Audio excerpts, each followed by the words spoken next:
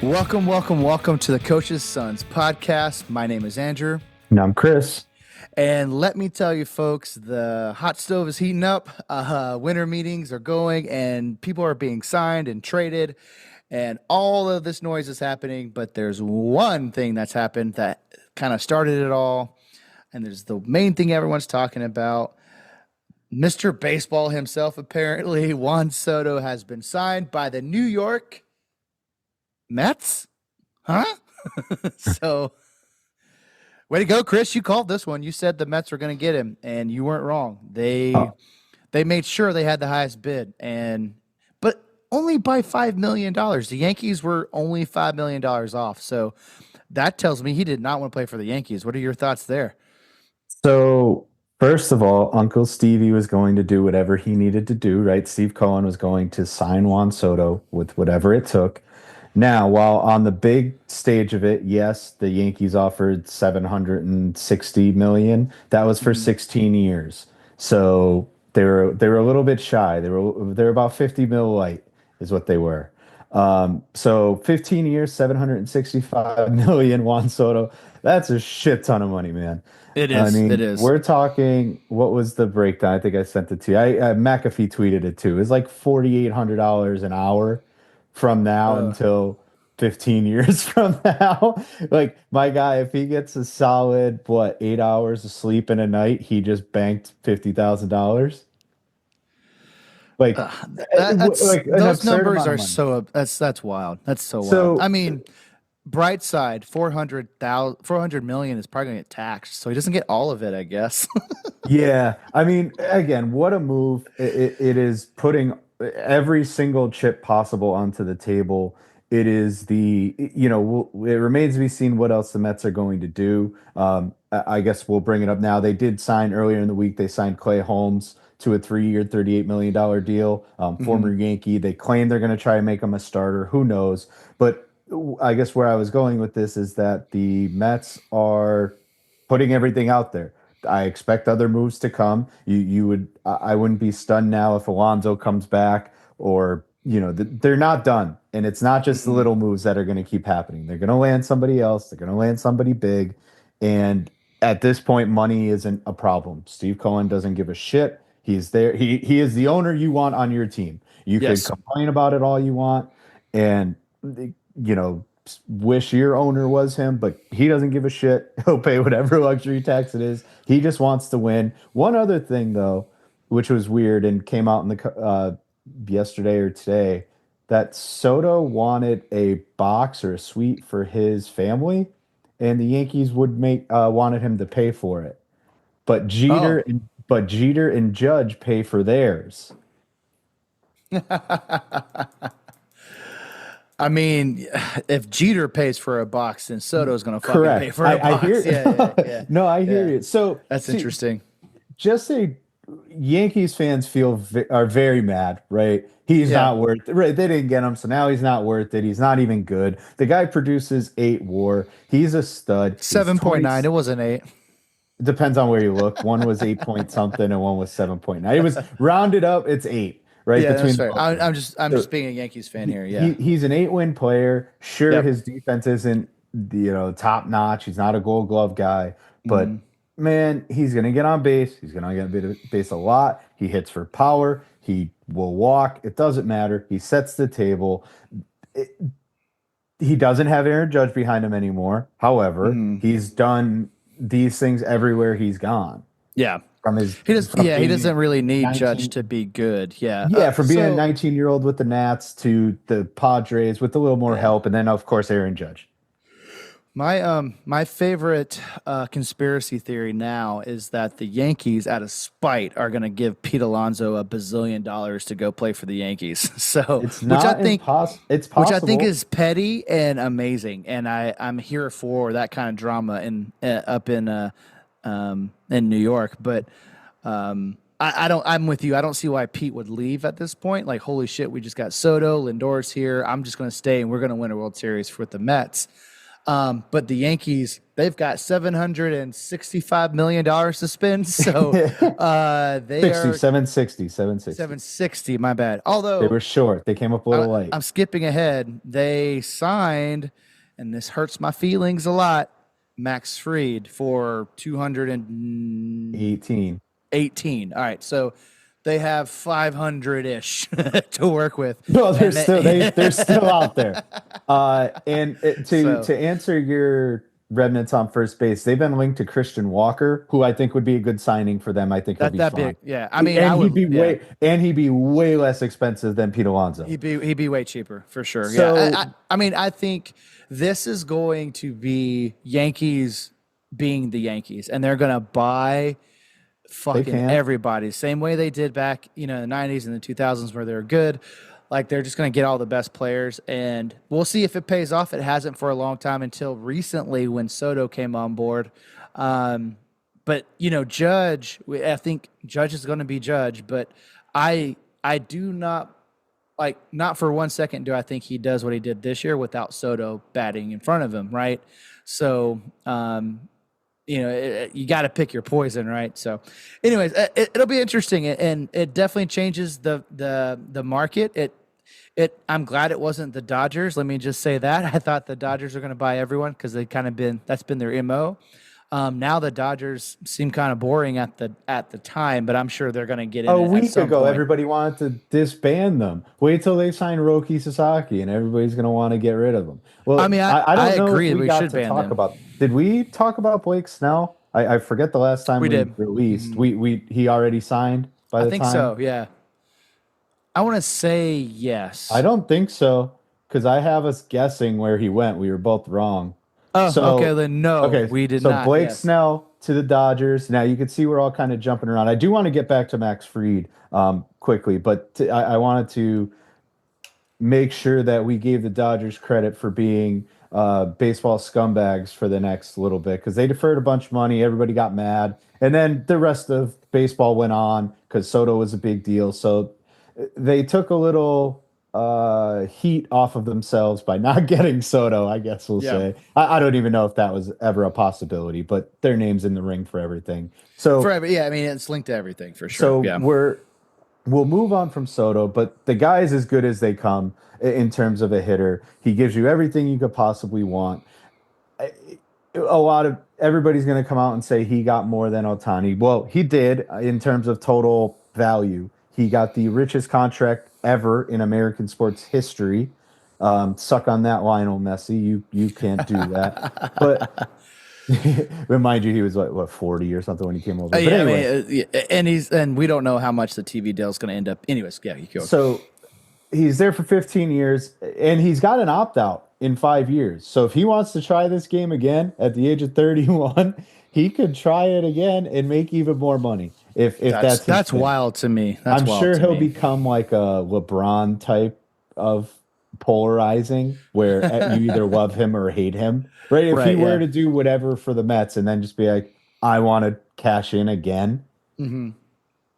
Man, how much does it suck to be a Nats fan and be like all these star players are now on division rival teams? Yeah, Harper, Turner, and Soto. Part-time producer Doug Irwin is crying himself to sleep for sure. But yeah, I mean, it's so much money. It's much money. It's an unfathomable amount of money. Cohen has it. The Mets have it. The Mets aren't done.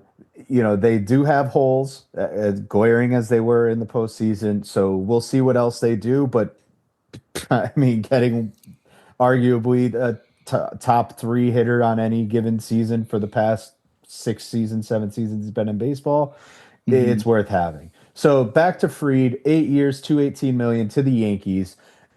Your point was the Yankees are going to allocate this money now across a plethora of guys, and it's going to feel like they're getting everybody. They've been in on, they're rumored to be in on Crochet somehow. They're going to make some moves. We'll see what else that they're capable of doing. I mean, you do have to get a guy to agree to go there. I don't know what they have in terms of trade chips, but I mean, they're going to get better. They're going to be right back in the mix as well. And Fried and Cole, while they seem aging, right, just because Fried's been banged up like this year, right, in the last Mhm. year or two, Well, he Fried's was been banged as up good as towards the end of. anybody. Yeah, I mean, Fried's a great pitcher. I mean, that's an excellent pickup for the Yankees. You immediately have an ace. Fried is an ace pitcher. Like it Yeah, but just he'll be the two because you're not better than he'll be Cole. the He's not two, better than right? Cole. And Yeah. he turned into the two in Atlanta because of Strider, right? Yeah. But he's been our one for a very long time. So, man, I hate it because I hate the Yankees. But I'm also glad it's not the fucking Dodgers either. Like because that's where I True. thought he was going to go. I thought he was going to go to the Dodgers. He's a California kid. It just made sense he would go there. They're going to defer $1 billion so he could go there because the Dodgers are cheaters. But it is what it is. I hate it. Good for him. Still hate it. It was probably him or Snell, honestly. Once, if I there agree. wasn't a ton of reporting, but once they landed Snell, it was probably out on that because they have a shit ton of pitching. And again, everybody's in as of right now on Roki Sasaki, so we'll see what happens in that sweepstakes. To go down the list of a couple other notable moves, Willie Adames goes to the Giants, 7 years, 182 million. Good for the Good for Giants, him. dude. I mean, I and the like the Giants Giants moving. they're a team that we just thought were going to do nothing and just sit on their hands. And so, hey, I'm glad to see they're making moves. They I feel have to bad for the if they're gonna play with the Dodgers. They got to do something. I feel bad for the Brewers though. Uh, I he don't. grew up with them. He became a star player with them. And no, I don't because they could have just paid him and got it over with. Hmm. But they cry small market. Their owner doesn't spend anything, and they have to see a fan favorite and one of their, if not their best player, gone. Luckily, they do have Jackson Trio there to kind of latch onto for the next 6 years until he inevitably leaves or gets traded from them. But for now, Willie Adames is a giant. I like the move, Buster Posey hiring all of his friends, but ultimately making a big splash. Who knows if they do anything else at all? Uh, I think that was surprising That's because at fair. some point it was like we won't do anything, but they have some pieces. Logan Webb still hangs out there. He still pitches his ass off. Yeah, he doesn't Uh, suck. yeah, so Camilo Duvall was supposed to be traded. They're claiming they're not. It's the winter meetings. They could say whatever they want, so who knows? Exactly. Yeah. But 100%. I like that move overall. We talked Clay Holmes already. Tyler O'Neill. So this is a Baltimore Orioles, 3 years, 49.5 million. Feels heavy. What's that, Uh, like 18? yeah, it feels like a lot of money, but it makes them better, and they need to get better. It was that So pulled in fence, man. yeah, I thought okay, all right, whatever. If you say so. No, it's a good deal. That probably, I think it was known or felt that Santander was leaving anyway. Wasn't going to come Mhm. back. So he's a pretty solid replacement. Do I see 40 home runs out of him? No, but at the same time, he hasn't been healthy for a full season. He does hit lefties very well. He does hit for power. And again, joking but not jokingly, left field being pulled in a little bit will help his power numbers there. So I Yes. don't Yep. think that's a terrible move for them. I hope that they land. I hope that's not it. That very much shouldn't be. But if that's their big acquisition, I'm skeptical. And I would love to have RDT come back on and vent about that. But No, I think it'd be a lot interesting. of off season left, and they're linked to just about everybody you could see, especially in the trade market, for the same exact Hmm. reason they were last year, because they still have all the same goddamn prospects, and All the prospects. they're all there. Uh, who else? Let's do the most surprising move, I think, of any offseason. Mets, Soto to the Mets, sure, fine. That was foreseeable, I guess. Free to the Yankees, isn't that a big surprise? Or isn't that big of a surprise?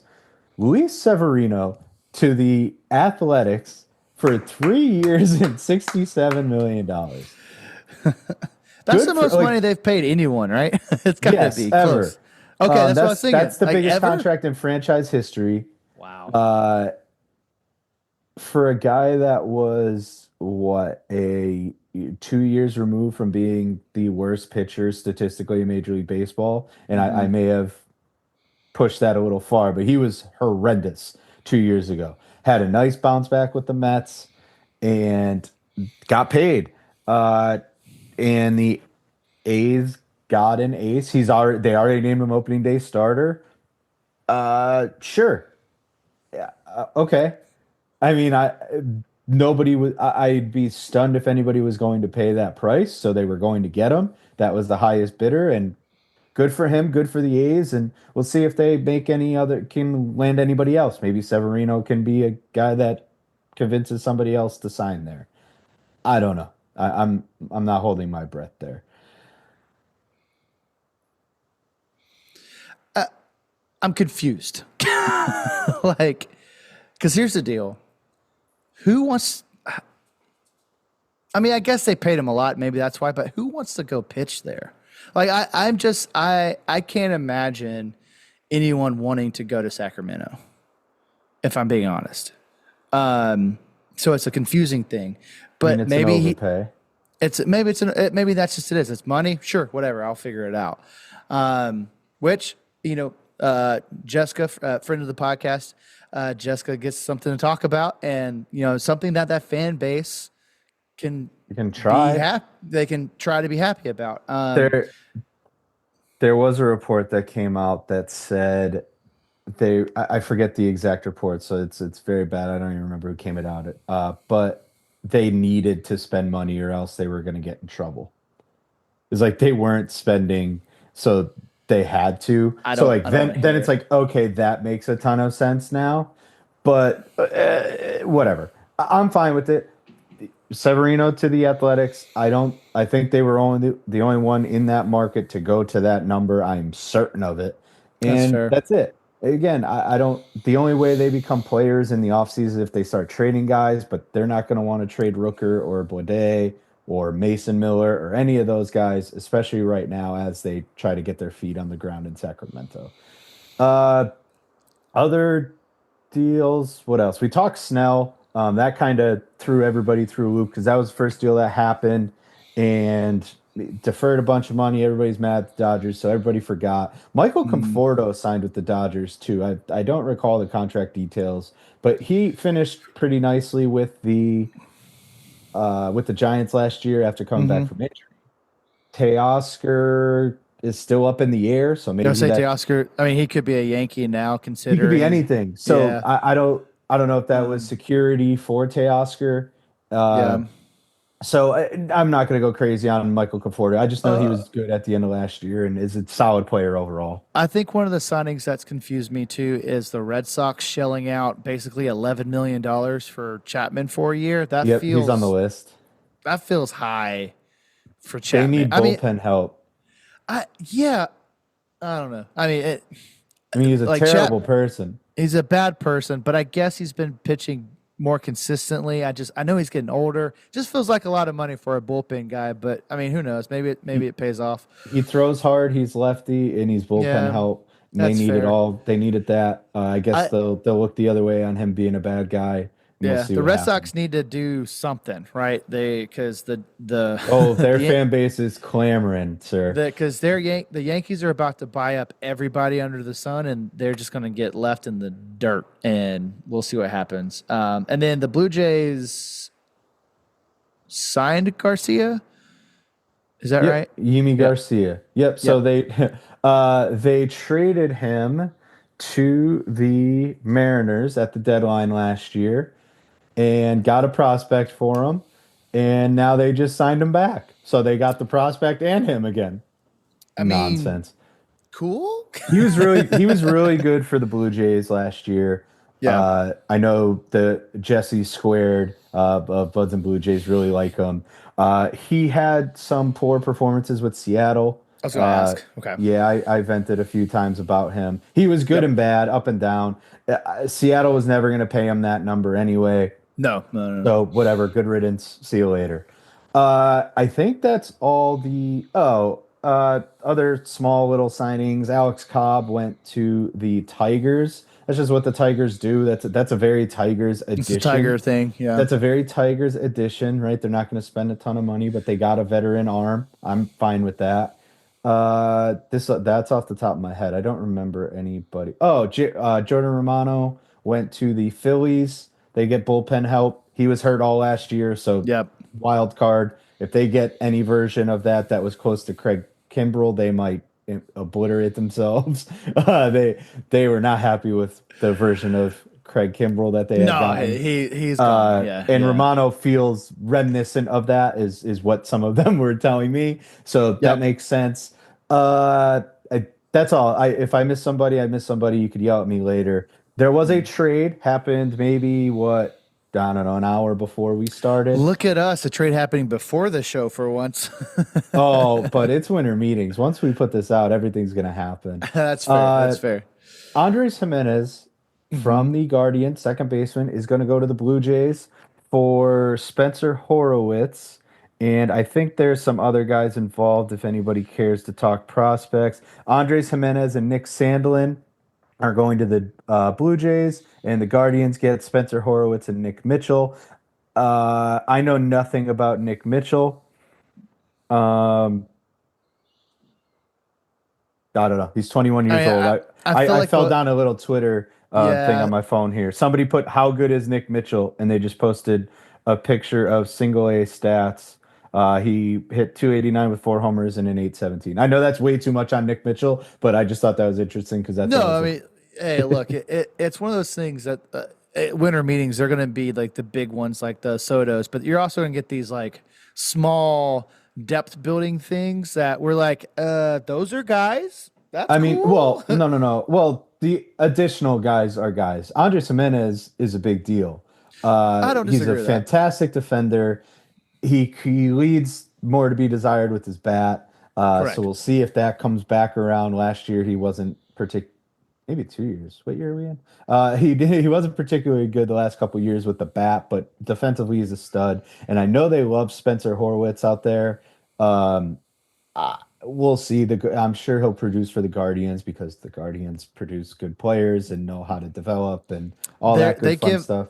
they give all their players super soldier serum, so they just turn into really good ball players somehow. Is that like a Marvel thing?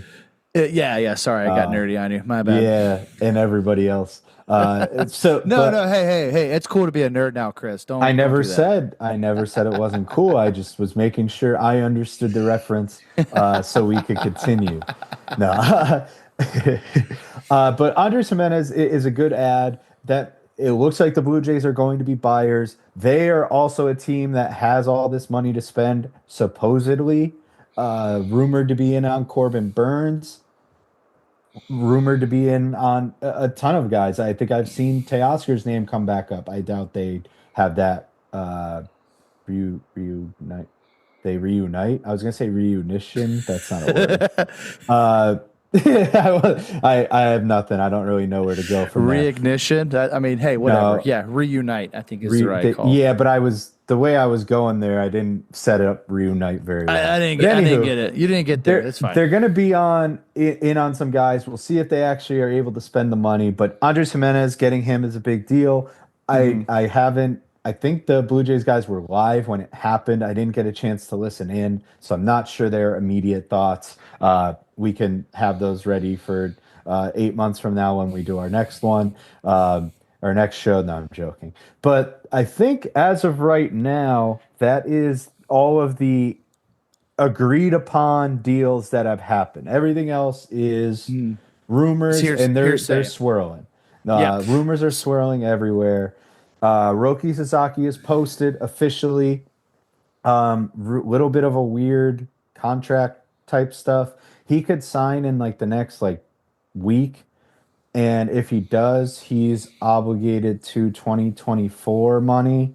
Hmm. But if he signs in like January 15th, he'll have between the 15th and 23rd, and he'll be able to take from 2025 money. I don't know. That's just a weird thing. And that Hai Sung Kim, uh, is also posted. I don't know if it's the same concept or not, but the Mariners have been thrown out in there. That's the big power hitter, right? No, he is No, a no. The big power hitter is next year. that's next year. Okay, Yeah, gotcha, he's like a gotcha. third baseman. He's a Yeah, yeah, yeah. yeah, yeah. He'll be like a I don't know. I don't. I'm not even gonna speculate on him, but supposedly he's good and he hits bombs, and that's Yeah, all I've got on yeah. him. I know he hits bombs. Yeah. But both of those players are officially posted, so we could see news on them whenever. But I think Sasaki's gonna sign next calendar year, even though Hmm. we might know the team. They'll probably say agreed upon, and then they don't finish it off to Yeah, the. Yeah, that just makes due sense. to what money he's He'll sign whatever year gets him more money. I mean, that's what if you're a smart team, that's what you're doing. You're like, yeah, hey, every team will have like all the teams expended their or yeah, most of their 2024 money. That's a thing that kind of escapes me in yeah. terms of I don't follow all of that and how that It's like works. the salary cap in football. I don't know how that show works. You know what No, I mean? yeah, I got nothing. It's just like every once in a while somebody will like pass in or somebody else will just tweet out like, "Hey, here's how much international pool money they have." Like, cool. And then I've seen trades where people trade money and I'm like, "I okay." Like again, so just Sure, tell me sure. how much my team has and if they can actually get this guy. Um All right. Well, Chris, quick before you move on, we want to say thanks to Chinook Seedery. There are now partners. If you have not tried out this sunflower seed, you should. We officially got our gift basket, and we have been tearing through some flavors. I myself really love the dill pickle and the hatch chili. It's like not too spicy, but it's got a little kick to it. Big fan of it. Chris, which flavor did you say you liked? the only one I've had thus far is cinnamon toast crunch. Cinnamon toast. I mean, which Cinnamon toast, excuse me, cinnamon toast. Probably get sued now. Yeah, yeah, Uh, don't add that third thing. Yeah, it's Yeah, cinnamon cinnamon toast. toast. Real solid. Throw a huge wad in there and just go to town. Feeling good. Not overly salty. I don't feel like the inside of my mouth's going to explode. But again, shout out to them. They are at the winter meetings. Yes. Saying so. If you are out there and you listen to this for whatever reason, go stop by their booth. Say hi to them and check them out. I think you'll enjoy them. But if you do enjoy sunflower seeds and you want to give these a try, Chinook, CHINOOK.com. Chinook Nope. Seedery.com. Promo code coaches, sons, pod, all one word. You'll get 10% off your order. And I believe you get free shipping on anything over $40. Yep. So definitely give them a whirl. All right. So Chris, rumors, rumors, rumors. What do you got? So to me, okay, I know who I think that the biggest name left over is. Okay, let's do this. One pitcher and one field player. Who are the two biggest names in each? What do you got? Oh, you want me to? I mean, Corbin Burns Okay. and I guess I'll say Pete Alonso. Okay. I will say, since you said Burns, I'm gonna say that the pitcher is Flaherty Okay. and the batter is Bregman. So these are Okay. our top guys. Who do you? So you said Alonso. I think he goes back to the Mets. Who do you think he goes back to? I had him as the Mariners on our last show. That's true. I just don't see that happening. There's nothing that indicates that the Mariners are going to spend $200 million on 15 players, let alone one. So I'm gonna do just an absolute curveball because he Oh, would fit the Detroit Tigers. that's so un-Detroit like for that to happen. I mean, look, I They am need a an first baseman. They're I fit, they're don't. ready. They have the staff. They've got young guys. They've got a good mix of young guys. I know it's probably not going to look great because they're paying Javi Baez a shit ton of money, Oof. but give me because they've been linked to Paul Goldschmidt, And I'm like, why get Paul Ugh. Goldschmidt Yeah. and he'd be an improvement over what they've were putting out at first base, but Fair. that would mean them giving up on Spencer Torkelson. There's a lot of things. I'm just gonna say Tigers. It's like a plus, 3,000 odds if there's even odds on it. But it's like just a ridiculous long shot of like, we'll see, because I I mean, just don't trust the Mariners. I don't hate it. I think it's a fun thought. I mean, I want more chaos. I'm an agent of chaos in baseball. Give us all the random stuff. Move Yeah. these players around. And then what do you think about Flaherty? I think, you had the Yankees, which I think is highly likely now because the Yankees are just going to buy everyone. But I'm going to stick with I think the Braves are going to make a play because we got to have some pitching now that we don't have Max Fried. I don't know what kind of case we can make because the Yankees are going to offer so much more money. It's so depressing talking about free agents when you know the Yankees are just lurking. They're just lurking out there waiting But to take people. the Yankees have so many, like, from a number, they have a lot of pitchers now because they have Cole, they have Freed, they have Rodon, they have Heel returning Rookie of the Year, they have Clark Schmidt, they have Marcus Stroman still. Uh, I mean, they clearly don't give a shit about him because they don't want to pit. They wouldn't pitch him in the postseason anyway. But I mean, maybe they do. Flaherty is I just said the Yankees. I don't yeah. trust it. I mean Flaherty is when he's on, he's just as good as Freed. He's not as good as Cole. Cole's one of the top tier pitcher. I'm gonna use this. So my first instinct was what I said before. So my first instinct was Yankees. I guess that's still possible, and what I'm gonna do is I'm gonna hedge my bet with just we'll call randoms, but just an oddball. The Arizona Diamondbacks. Yeah, they could use that type of level of pitching for sure. Maybe they just won't anymore after the Jordan Montgomery thing that they tried. But I That's think that could true. They happen. did make a play for a big name last go around. So I yeah, mean, they I got like two. the They had D-backs. they had Rodriguez too.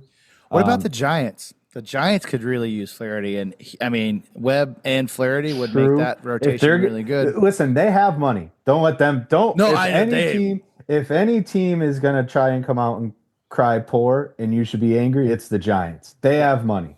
So that I like that fit. I can yeah get behind that.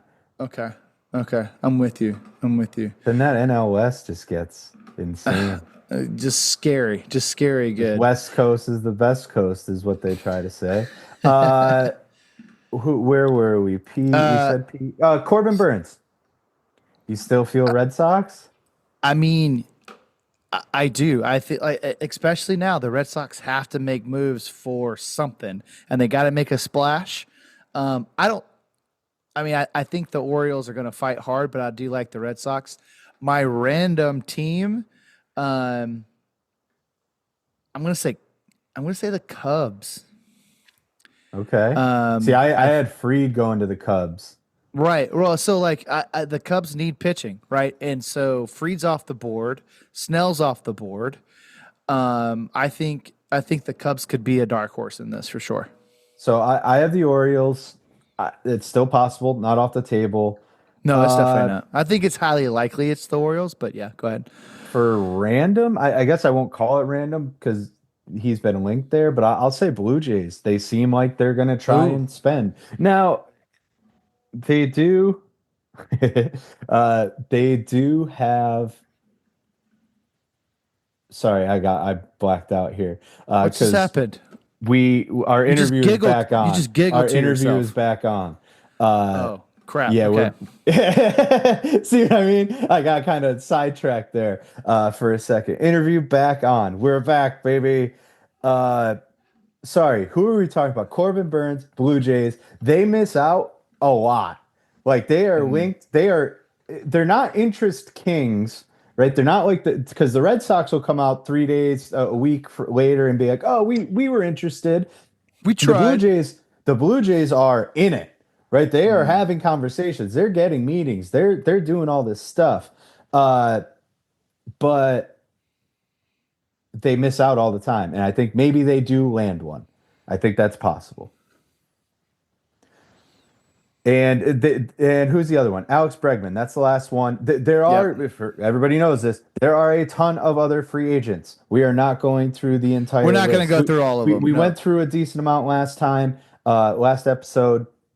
But we're just kind of trying to rehash what we can here. So Bregman, I had Tigers. I do not remember who you said.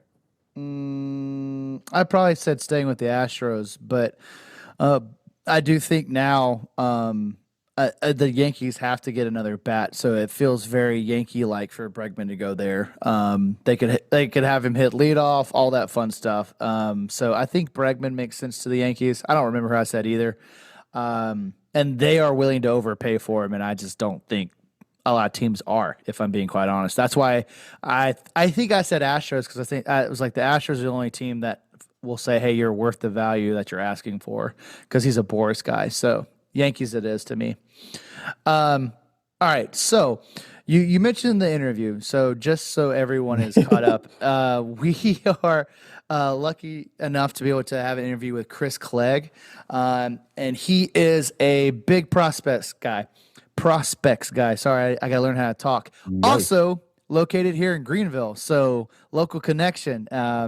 We're going to talk a whole bunch of things with them when it comes to the draft order was just announced. Big prospects to look forward to and to talk about.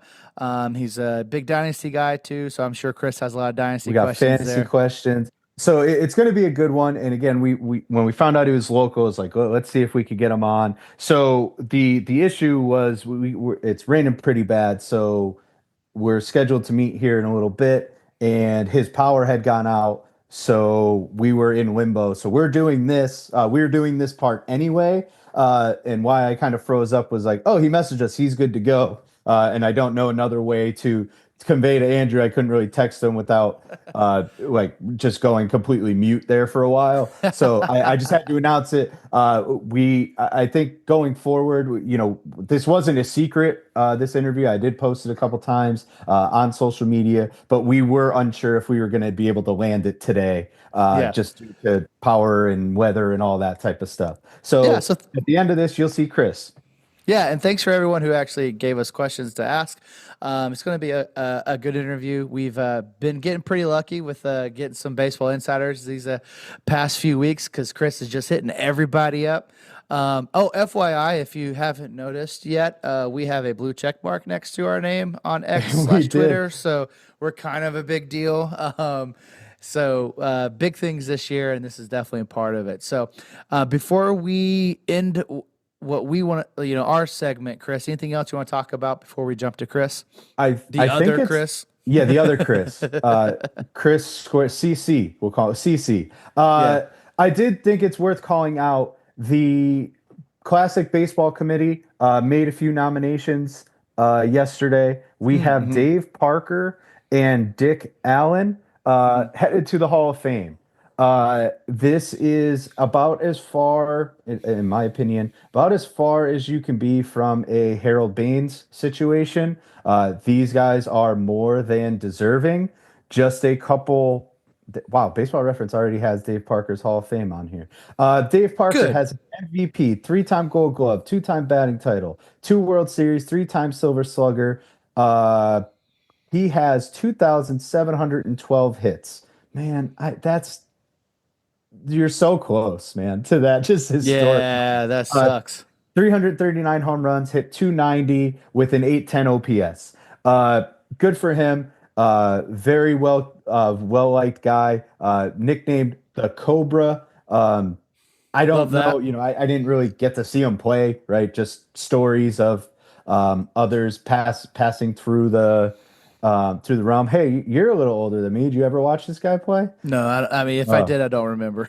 okay. Well, even you're Jerk. not old enough to have seen Dick Allen play. Mm-mm. Another one who has an MVP, Rookie of the Year, seven-time All-Star.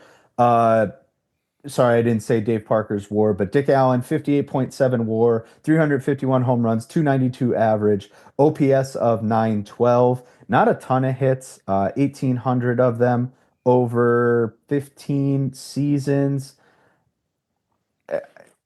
Well deserving. I don't Yep. understand. I want to take the time to kind of follow what goes into these selection committees. I know Steve Garvey was on it. There are some guys that are still waiting and should be. Yeah.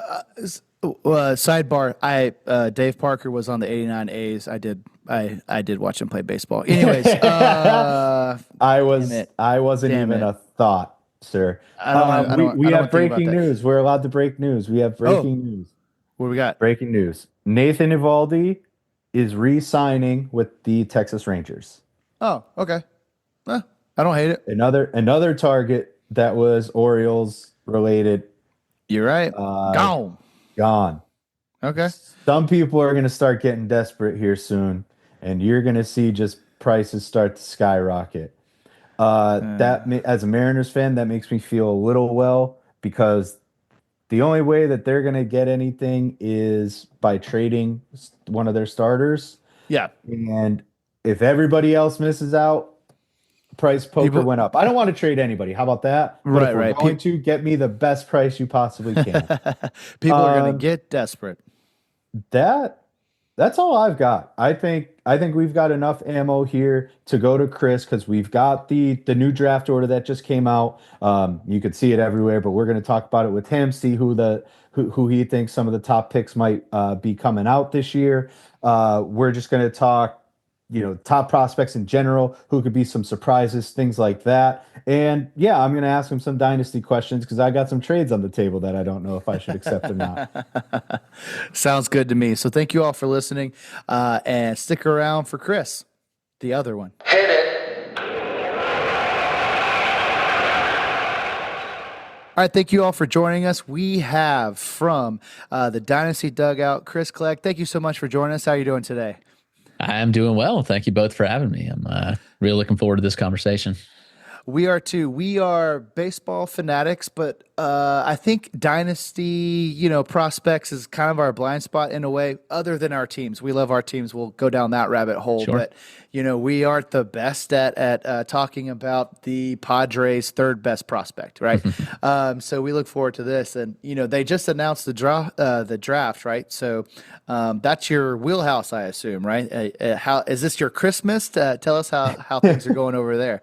Yeah, so the lottery is a lot of fun. It's kind of changed the game a little bit. Tried to prevent tanking from teams. Like the A's and White Sox will not pick in the top 10 this year just because of the fact that, one, they don't pay into, or their payers or payees, they don't pay into the revenue sharing. And you can't pick in the top 10 3 straight years if you're not paying in. So, next year, I think the Nationals won't be able to pick again in the top. And there's one other. The Cardinals may not be able to, but yeah, so it's always an interesting dynamic. And then this year it was Wild West again. Last year, the Guardians had like a 2% chance of getting the number 1 pick. And while it wasn't as crazy, the Nationals had like a 10% chance. I think they had the 4th best odds, but we saw the Marlins have the best odds for the first overall pick, and they fell to 7, which is a brutal blow to an organization that really needs that pick. Yeah, definitely. The Rockies also had the top odds. They went to 4th. We saw the Nationals get the first pick. We saw the Mariners jump. They had like the 17th best odds, and they went to number 3, which was wild. I saw the Mariners are top 3. Yeah, good for you, Chris. Chris is a big Mariners guy. They had no chance. They had like a 0.5% chance of the top pick or something. They just were like kept floating. That's their announcing. It's like, this is getting kind of wild. So. Are they in this? Do they forget about us? Yeah, it makes it a lot of fun for sure. Interesting. So the Nationals will be out of it, but they get the number 1 pick this year. Is it worth it, or who's going to be that guy that comes off the board first? Yeah, it's an interesting draft class. There's no. You've got your guys that are the top. Obviously, Ethan Holiday, Jackson's brother. You've got Jace Laviolette from Texas A&M, big outfield. He's 6'5", 240, massive power. But he's a good athlete. Like, he moves extremely well. I saw him a couple times this year, and he's incredible. So he's probably the safest bet to go with the top. Holiday's got the name pedigree. He's got the upside. He's significantly bigger than Jackson. He's already 6'4", over 200 pounds. Oh, wow. He's got the juice. He's like his dad more so. And so he's got that. Yeah. Yeah, so definitely. He's a lot of fun. I don't think we see an arm go. There's several arms. You've got Tyler Bremner with UC Santa Barbara, Jamie Arnold with Florida State, a couple prep arms, Seth Hernandez, right-hander out of California, and Cameron Appenzeller, lefty at Tennessee, but probably don't see those guys go one. It's just, so much happens in the next 7 months. So it's going to be crazy. But right now, like, those are some of the top names. Gotcha. While we're on draft, where does Cam Canarella go? Clemson guy, local guy for us. Do we see him go top 10, top 5? I see him kind of all over the place. Yeah, I think it depends on how the bat comes around this year. I mean, you're getting a surefire, like, stud center fielder. He's a good athlete, good speed, great glove. But, ultimately, like, what's a team buying there? Like, are they willing to sacrifice some pop? Like, he's going to hit for average. He's going to give you some speed on the base paths. But, how much power does he get to? Like, he's hit home runs, but the exit velocities they're okay. So it'll be interesting. I think top 10 certainly in play. It's just, how does he come back? He had an injury at the end of the year, had surgery. So it'll be interesting. Certainly tracking that one, because he is going to be first rounder for sure, potentially top 15, top 10 range, I think. Give me Pete Crow Armstrong type. That's what he sounded like to me. Yeah. So we'll take, maybe not as fast. Armstrong's a demon. So, but we'll take that for sure. So obviously we are all here in Greenville, South Carolina, right? So the Greenville Drive are here. I think one of the questions I wanted to ask are, what are players that we should be excited about here locally, and which players should we come like the first half of the season because they're not going to be here long because they're so good? I think that the one that's going to move the quickest, if he doesn't go straight to AA, is probably Braden Montgomery, who was the Red Sox first rounder. He got injured in the postseason last year, so he did not play again the rest of the 2024 season. My hunch and what I've been told is that he probably will be here, but it's probably going to be like a month because he's incredible, but he'll move quick. So Montgomery's just an advanced college bat, and so he'll move super fast. I think you got to see him pretty early. The team was definitely down this year in 2024's comparison to previous seasons. Like, we've seen a ton of good talent come through with Roman Anthony, Marcelo Meyer. Kyle Teal was here 2 weeks, so not very long, but he was here nonetheless. So, but there are some guys. They've got some international guys that will be coming up, and Franklin Arias is probably a mid-season call-up, I guess. He made it to single A last year. Young shortstop. They've also got Yoelan Cespedes, who he was slated to debut in Salem last year. He broke his hamate literally upon being promoted from complex to single A, but he'll get here at some point. So he's certainly exciting to follow. I think from the pitching side, you'll see Peyton Tolley that they drafted second round last year out of TCU. He's big 6'5" lefty. So that's a tall guy, right? Yeah. Yeah, he's massive. Just big old boy. Heavy. He's got 7'4" of extension. It's just ridiculous profile. So yeah, there'll be some guys. I think it'll be a better team next year than it was in 2024. Oh, good. That's good to hear. I mean, it's fun to watch local baseball, and it's also way more fun when they win. So So April Drive baseball. We'll see you there early and often. Love to see that.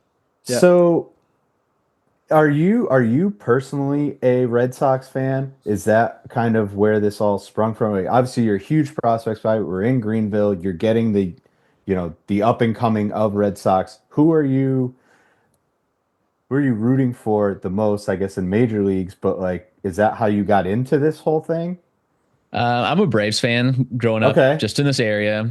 So Braves guy, no care really for the Red Sox, like in any sense other than like I do some work for Sox prospects, just being local, just having the affiliate here, which it just kind of worked out that way. So like starting out, like, I don't know, I always loved minor league ball, always loved going to the park. And I just kind of feel like I had an eye for like evaluating young talent. I remember back in 2018, it's kind of one of those moments where it was like, okay, well, I guess over time you see that, but the Drive were playing West Virginia Power, which was a Mariners affiliate at the time. They had Logan Gilbert, they had Jared Kelnick, they had Julio Rodriguez. At that point, like Julio Rodriguez wasn't really talked about much. Logan Gilbert was, he was fine, but like Kelnick was obviously all the buzz. But I just remember seeing J-Rod and was kind of like, man, this guy's like just different than everybody else. And so it's like kind of started perking my interest as he progressed and got better. And so then I kind of always just like wanted to go and like see those guys and try to figure out who would be the next big thing. And like really I just gotten into it through fantasy baseball, just playing for a long time and really enjoying that avenue. And then that led to some wanting to go deeper and getting into deep dynasty leagues, like a 30-team dynasty with like 50 minor league spots. So it's like at that point you have to dig deep. It's like I've got to find a prospect that nobody knows about to try to hit on these guys. And so that just kind of sprung the interest and passion. And as I dug up minor leaguers that turned into stuff, I was like, there's something here. So I just kind of began to write about him and wrote a blog that nobody read and like started in 2019.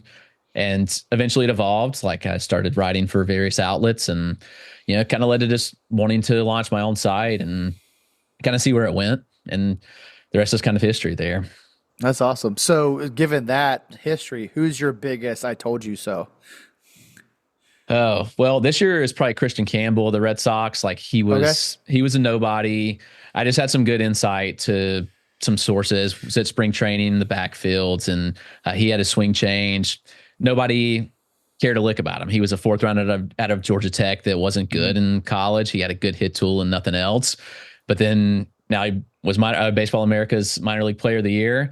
Roman Anthony was another one. I liked Roman Anthony in the draft. Like he went later. It was like 60, 70 overall range. But Anthony was just one I watched as a prep, and he had massive pop. He had a good frame, good athleticism. So that one was obviously one that I was kind of in on, and he blossomed. He's number one prospect in baseball this year. The J-Rod one was always there but that was before I wrote or anything of that nature. So that one, not really like my call or anything. So it's not like I put it out there in the public. Yeah. So every year now, like, people always ask every year. It's like, who's the next blank? So now it's kind of become like, who's this year's Roman Anthony? So like the guy for this coming year I picked is Griffin Burkholder with the Phillies. So prep outfielder. He's a kind of tools up guy. I think he's got that mold of Roman Anthony where he's got the power. He's got like 70 grade run tool. He's got good contact. Like seems like he's one that's going to pop off, and not really much buzz around that name. Gotcha. As a Braves fan, I hate to hear that, but that's good. That's good to hear. we're just drawing all types of player comps here. We've got Cam Canarella being Pete Crow Armstrong. We've got what the hell is that guy's? I don't even remember that guy's name. Griffin. I tried to write it down. Griffin Burkholder. I had nothing on Burkholder. I had Griffin right. There you go. Man, so you're in these dynasty leagues, and that kind of sparks this interest for these super deep dives. I mean, I'm looking through your blog like as we speak. You're talking top 30 prospects from every team, and sure, like Baseball America does it too, and they're probably just aggregating a list and all that. Or not Baseball America, MLB.com is where I usually look just to screw around and be like, oh, that guy's available, I'll add him. But like, I guess the first question being, how many leagues are you actually in, and are they all as in depth as what you just said? Like, just are they all different? Do you do 1 year leagues at the major league level and just be like, all right? Yeah, it's a variety. There's a decent amount of redraft and probably too many. And that's something like I've had to cut back. Like having a second child this past year, like it was much different. And so like our son, he was super easy, like from the get go. And our daughter's 6 months now, and she's definitely been a new challenge for sure. So that's been a new dynamic in all the work I do, plus the playing side of fantasy too. So I think I did like 22 leagues last year, which it's not as bad as it sounds, because a decent portion of them were draft and holds, which is basically you draft 50 players at the beginning of the year, and then you just have to set the lineup each week. So not as bad as it seems, but that's from a dynasty standpoint, I think like 7, and it's a variety. Some of them are like shallow 10-team leagues or like the league that I kind of first started in is a 10 team that has 6 prospects. So it's not very deep, but I've got a variety where there's some 20 team, which much deeper player pool.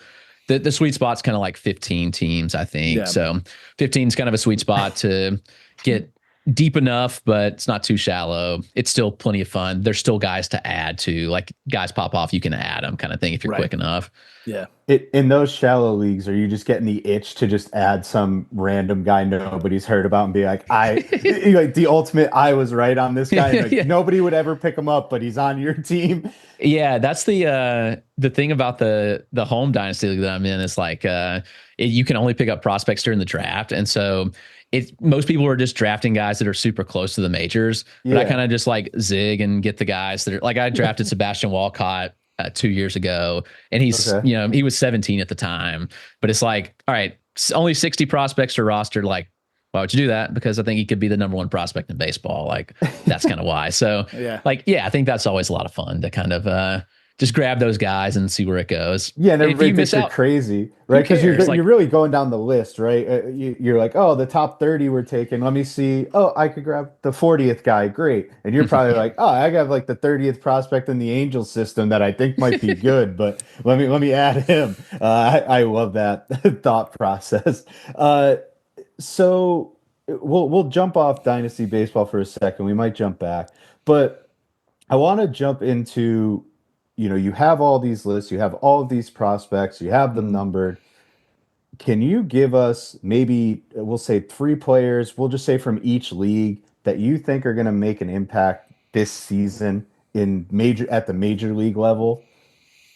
Just like from a prospect standpoint? Yeah, maybe they just graduated from prospect status. We'll leave it open to interpretation. I'm not going to ding in and be like, we'll let you open the floor from here. Yeah. I mean, let's start with Roman Anthony. I think that you look at the Red Sox outfield, and it's been a crowded situation, but it's not been all that crowded in a great way. And now Tyler O'Neill's out of the picture. He's signed with Baltimore. They're actively trying to trade Masataka Yoshida, who just can basically DH at this point, but it's a lineup spot. I think Anthony's more than ready. He brings a unique blend of power, on-base skills, good speed. Like, he had one of the highest bat speeds in all of baseball last year at 20 years old, which is kind of wild. And it shows in the power. I mean, his EVs are off the charts. He makes plenty of contact. Like, I think he's more than ready, and he's a good outfielder too. Like, if you saw him in Greenville, like, nobody talked about his defense, but he made plays in center field that he shouldn't have made. Just an incredible defender. He's not going to play center in Boston, which he could, but they've got Ceddanne Rafaela, but he'll be great over in a right field spot. So I think Roman Anthony probably is a big one. On the flip side, like, you go to the National League, like Andrew Painter with the Phillies. He was slated to start out of spring training with them in 2023 when he was still 19. He blew out his arm, had to have TJ. He just came back to action in the Arizona Fall League. I saw him pitch there. I mean, the stuff is back. Like, command comes with time, but considering where he was and where he is, I mean, he's right there. He had 100, still averaging 97, 98 on the fastball. He's got a great slider, good curve and change. It's just incredible arsenal. And the fact that he's 6'7", he's just a workhorse type frame. The Phillies are kind of slow playing it, saying, we don't know when he'll be up. Like, it may be a month, but this gives them their best chance to win. He's significantly better than Taijuan Walker. Yes. I think if he's not up on opening day, it's late April. So you see, he'll probably make a pretty big impact. Dylan Cruz, the Nationals. I know the NL East is kind of like, the Braves feel like they've been left behind with prospect stuff, but they trade their guys and get MLB guys. So it's what they do. But the Nationals, they landed the number 1 pick this year. They got Dylan Cruz several years ago with the number 2 pick. Cruz made his debut. He's just solid all around. I won't say he's like a superstar that people thought he might be out of LSU, but he's got power. He's got a good field to hit. He's going to get on base. He's going to steal bags. He plays a good outfield. So Cruz is going to be up on opening day, considering he debuted very end of last year. And and make a big impact. So it's another, I guess, National League guy.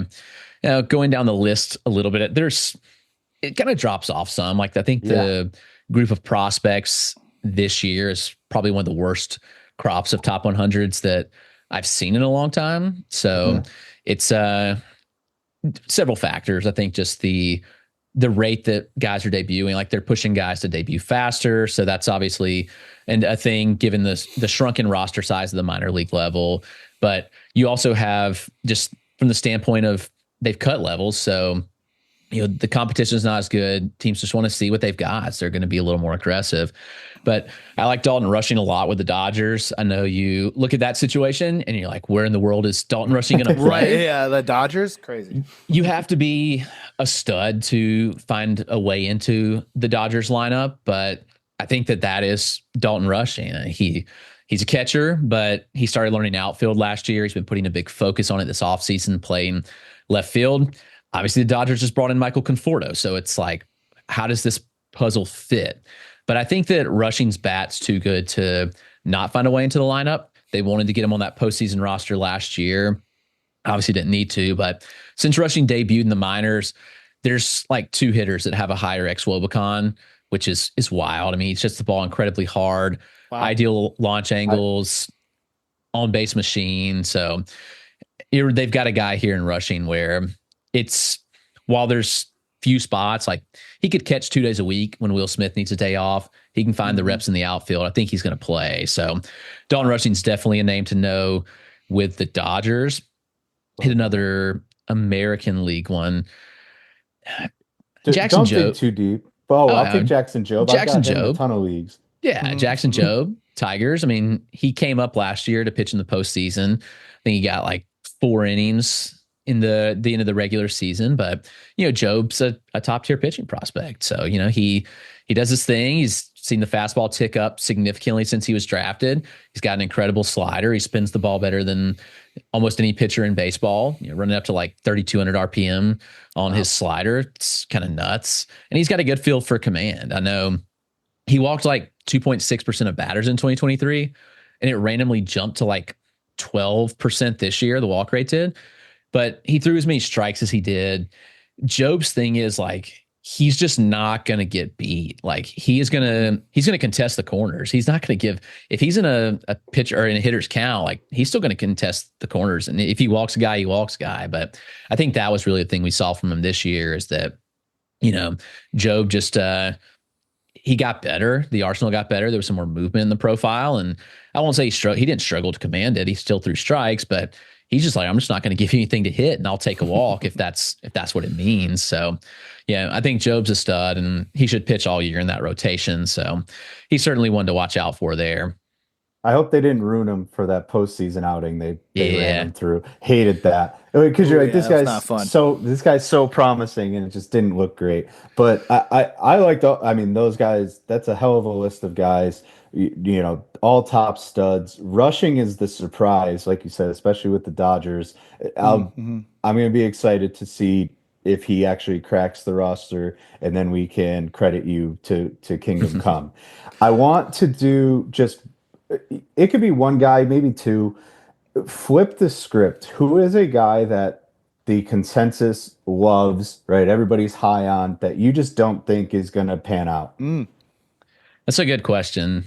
There's always those guys that, you see and like they get all the buzz. And the first one off the top of my head is probably Lazaro Montes with the Mariners. Oh, no. He's incredibly fun. No. I mean, sorry. Take it back. I take that question back. This sucks. Montes, he's obviously a lot of fun, but he hits the ball incredibly hard. He hit a ball 119 miles an hour last year. I mean, and he did that at 18. So that was in 2023. He did that, which is just, Smoked. I mean, insane. Yeah. That's not a cheap shot by any means. But rushing Lazaro Montes, he made progress with the contact early in the year. Like the first month, it was like, everybody's like, all right, this guy's flipped the script. Like contact rates are there. Like he's fully in breakout mode. And slowly that turned in the wrong direction. Like we saw the contact get to pretty bad levels. And it's not to say that I don't think Lazaro Montes won't be a major leaguer, because he has a ton of tools that are going to allow him to be a major leaguer, but he's talked about as like a top 20 prospect. And I think fits in the more like 75 range, just given the kind of contact skills that he has. It's well below average at the end of the day. And, you look as the season kind of progressed, like I'm looking at the numbers, like June 1st forward, the K rate was, above 30%. The contact rate was like 65%. And he's still at lower levels in the minors. And honestly, the contact just got worse and worse as the season went on. So he's young. So you have to you give him a pass in some sense, where it's like, okay, like, he may improve, but I think that a guy that big with that long of levers, like there's always going to be some contact questions. So I think that's one. Spencer Jones is another, where I think now probably the industry is kind of caught on lower. Yeah, they're lower than they were. I've never really been big on Spencer Jones. He's fun. He's fun. He gets the Aaron Judge comp. He's 6'7". He's a good athlete. He hits the ball hard.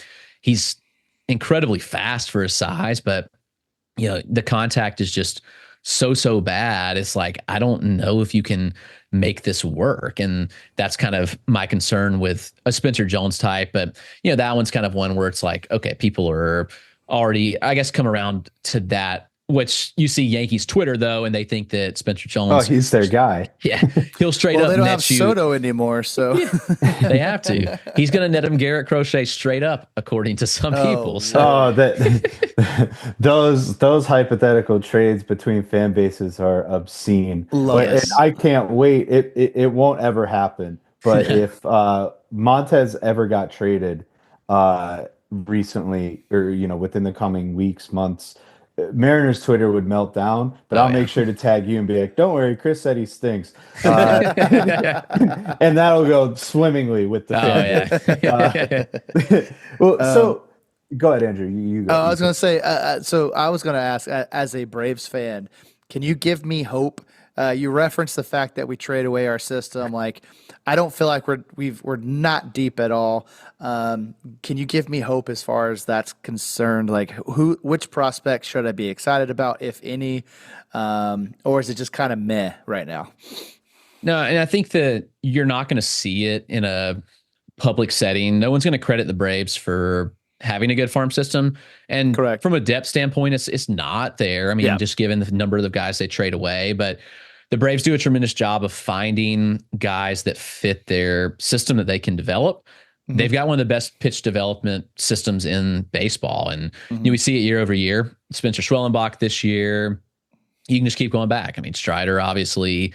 Right. And, this guy doesn't get any hype, but Drew Hackenberg is somebody that's going to pitch in Atlanta in 2025. He was their second round pick a couple years ago out of Virginia Tech in 2023. Everybody questioned that his numbers at Virginia Tech were terrible. They were like, what are the Braves doing? They gave him an overslot deal with that, and everybody just lost their lid. But this year, I saw him in May.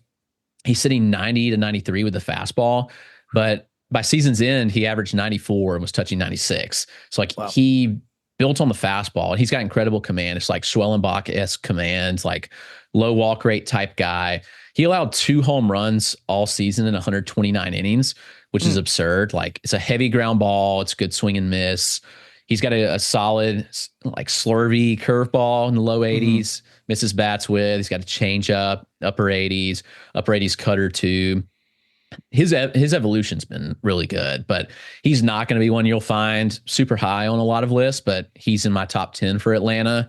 And I think he's on the cusp of being ready. I mean, he bumped from high to AAA last year, and he pitched well in AAA. So, Gotcha. He looks the part.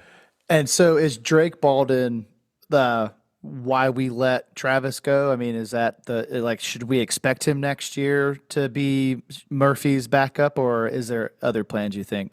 Yeah, I think he's more than ready at this point. They're not going to come out and straight up say that Drake Baldwin's going to be a platoon partner, even a backup to Sean Murphy. Okay. Yeah. But I think that's the case. I think that he's ready. He has nothing to prove. again, it's another case where you look at his numbers in the lower levels of the minors and they're just okay. But the Braves, their home parks from Augusta, Rome, in Mississippi, they're moving out of Mississippi, but those three parks from single A, high, and double A are terrible hitters environments.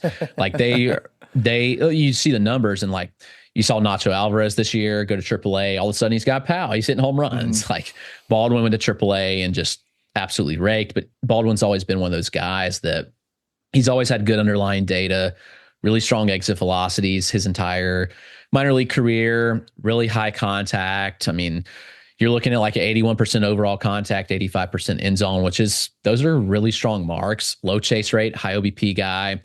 I mean, his average EV last year was 92 miles an hour, which that's like, that's upper tier even for majors. That's a solid mark. And ninth percentile up over 106. Like he's going to hit some homers.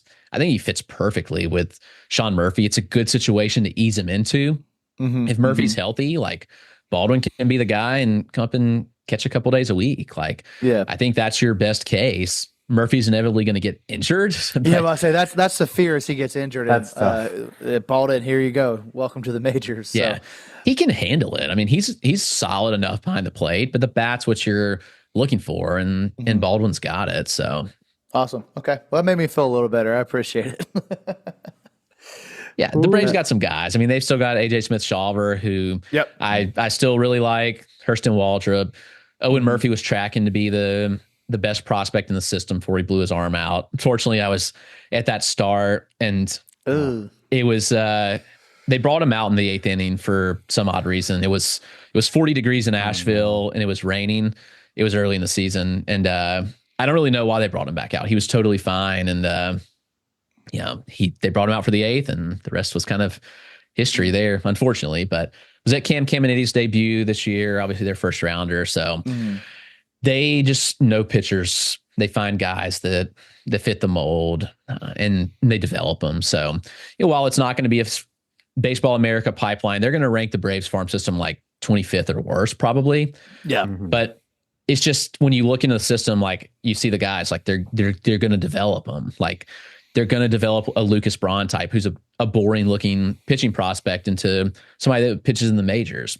You've got Didier Fuentes, who's a 19-year-old pitching prospect who has incredible pitch metrics, and he's going to be in the majors in several years. Like they just have those guys, and they use a lot of them for trade bait, which is good, but it's been good. It's worked out for us as long as we're healthy. But we had those few years where we were the top system for a couple years, and they all made it to the majors, and now we're like, we don't have anybody left. So, all right, well, I appreciate that. Made me feel a little better.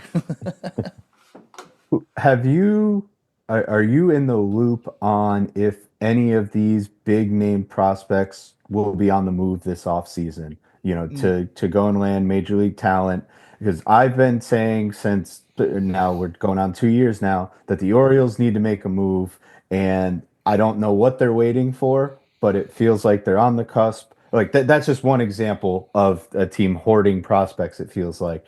But are there any other teams out there, any other players that are going to be readily available and expect to move this offseason? Yeah, I think that you'll inevitably see that market start to transform as more guys sign. I mean, Max Fried went off the market today, obviously going to the Yankees. Corbin Burns is going to sign in the next couple of days. So as these guys sign and other teams miss out, like somebody's going to pay up for Garrett Crochet. It's going to happen at some point, and somebody's going to overpay, I think, just given the fact that they've missed. And that team looks like the Red Sox right now. The Red Sox have been the team that they're second place. They're runner up for every free agent. It feels like that's been the case for several off seasons. And so you look at what the Red Sox have. They've got the best farm system in baseball right now. They've got 6 or 7 top 100 prospects. They've got multiple in the top 50. They're going to trade out of that depth, whether Red Sox fans like it or not. Like Marcelo Meyer's probably the most expendable there, and Meyer was in history their highest draft pick they've ever had, number 4 overall. And so there's a lot of money tied up in that pick. There's a lot of name value tied up in that pick, just given that the pedigree that he had when he was drafted. And it was actually shocking that he fell to 4th overall that year. But, I think Meyer makes sense to move. You've got a Christian Campbell type who emerged this year. You could quote sell him high, but they don't want to do that. They're not trading Roman Anthony. Kyle Till's their catcher of the future. Braden Montgomery hasn't debuted. Those guys are your core, but Meyer's the most expendable. I mean, he hasn't really panned out like they've hoped. No, he made strides this year, but he was built as a high hit tool guy, and his hit tool's honestly been below average in a lot of ways. He's growing the power. Each year we've seen the exit velocities kind of take a step forward. They were solid this year, but again, he hasn't stayed healthy at any point of his career. Every season he's been hurt, and it's kind of these weird injuries that they can't figure out like what's going on. But Meyer continues to be at the top of a lot of big rankings, and teams models take into account like where MLB Pipeline's ranking these guys, where Baseball America, where Kylie McDaniel, Keith Law, where they have models that include that stuff. And so Meyer's going to grade out pretty well from a lot of perspectives because he's still top 5 on some lists. He's not there for me, but I think Meyer's probably a big name that could be on the market. You mentioned the Orioles. Yeah, the Orioles will be an interesting one because they need to do something. You've got a good lineup, but you're sitting on a pretty poor rotation. Corbin Burns, I think he's gone. I don't think he goes back to Baltimore. His contract's going to be lucrative given what Fried got. Yes. And so I would be shocked if he goes back to Baltimore. And so they need pitching. Do they trade for a starter? Like, they have the depth. They have a ton of talent in the farm system. Like, could a Kobe Mayo be traded? Like, I look at that name and say, he's somebody that teams want. Like, that's a top 10, top 15 prospect. Really good bat.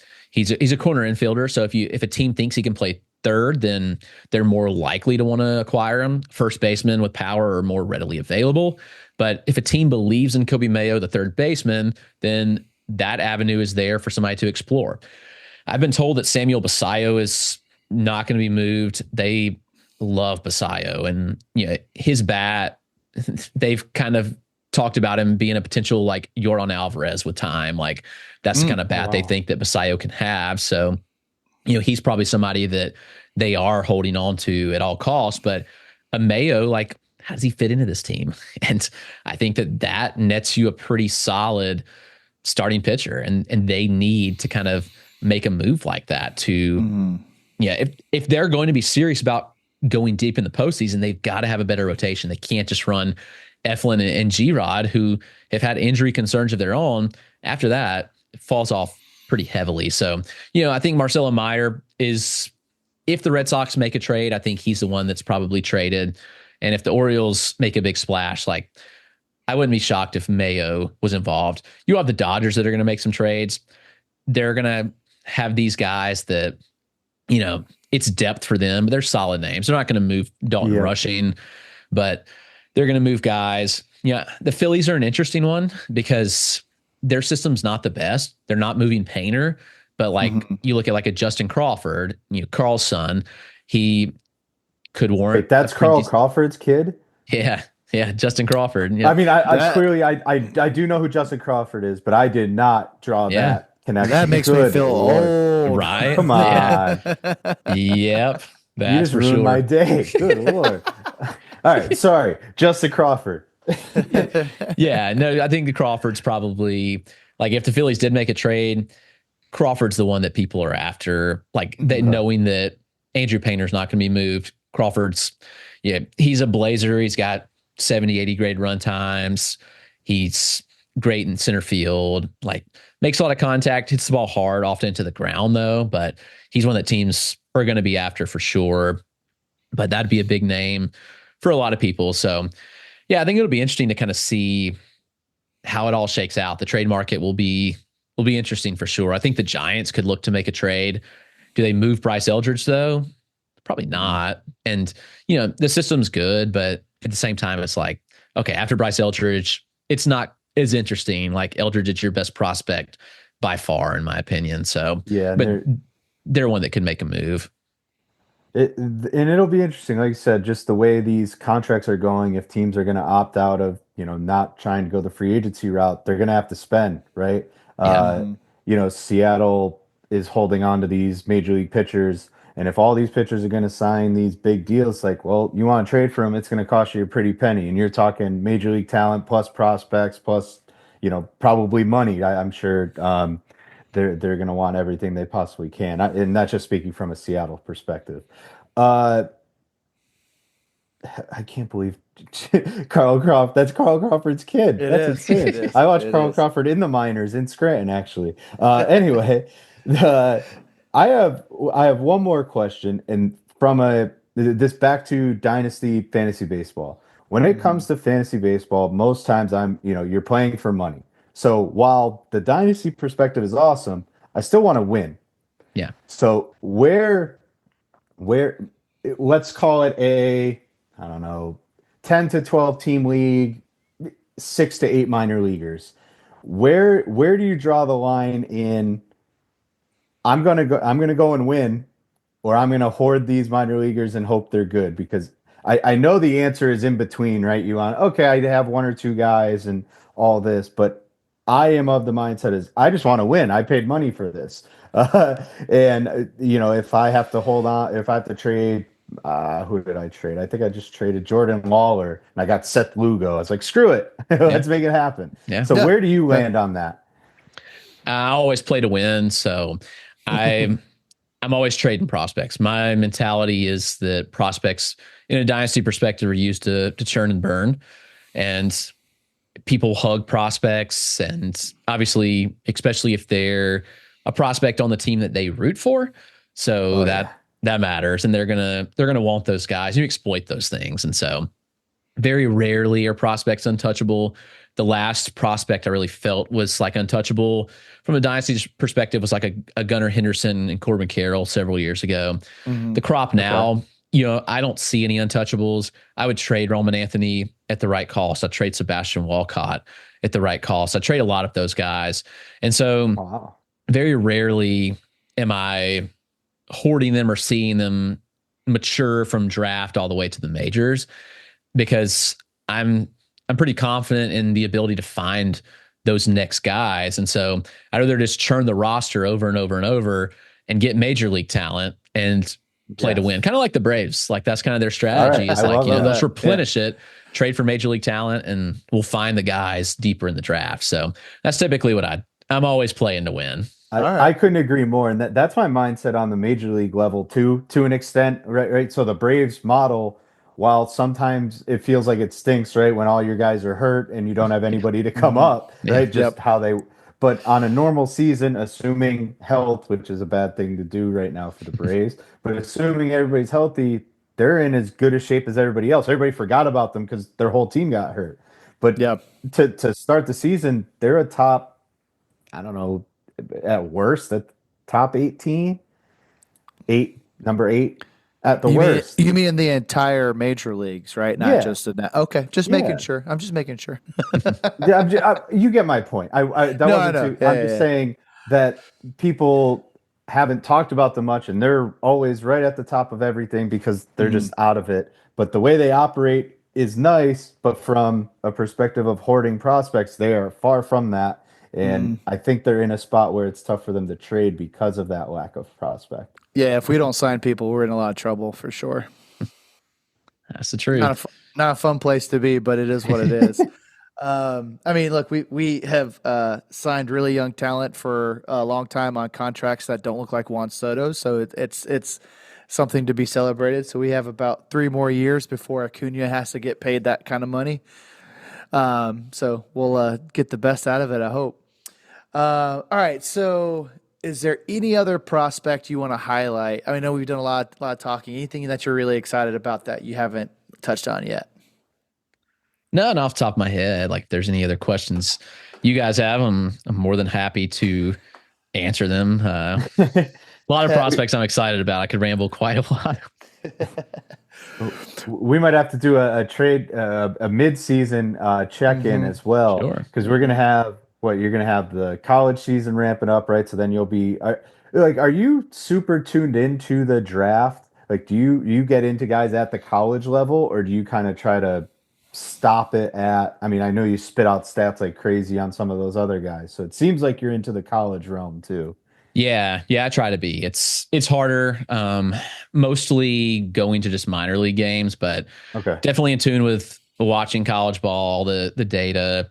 Yeah, the prep side is hard, but Yeah. basically I'm digging into the prep side like at least deeper post draft. Like once guys have drafted, like a Griffin Burkholder, like not somebody I was super in tune with like before the Phillies drafted him, but you dig in kind of after that and you see some of the data points and it's like, okay, like this guy's really intriguing. Or today I found Ethan Wagner that the Astros took in the 17th round. He went to P27 Academy in Lexington, South Carolina, but he's somebody I was just digging into as I'm writing up the Astro system. Like didn't know this guy existed prior to the draft, but now I really kind of am intrigued what they can do with him. So yeah, much more in tune with minor league, but definitely do the digging on the prep and the high school side. Awesome. Well, man, this is great. We're like I said, we're definitely going to have you on. Make sure we're talking about the prospects the same way we were now, right? We don't want to miss anybody. So all the guys you spoke up, they're all gonna hit. All the guys we shit on, we're gonna poo on them. No, I'm joking. And we're gonna go see some drive baseball. Absolutely. Like to go check out a game or two with you. I know you're probably inside the fence, but we'll get you on our side. Yeah, it sounds great.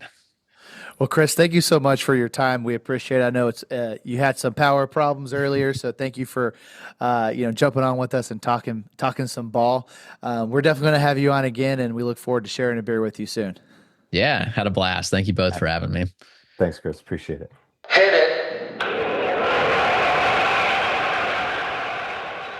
All right, that'll do it. Thanks again to Chris Clegg. Check him out on Twitter/X. It's Chris Clegg, 2Gs, MiLB. Also, please go over to his website, The Dynasty Dugout. Check out all his great prospect information. We were really lucky to get him. Super excited that he's here local too. So we're going to definitely talk to him a lot more in the future. So until then, my name is Andrew. And I'm Chris. And this is the Coach's Sons Podcast.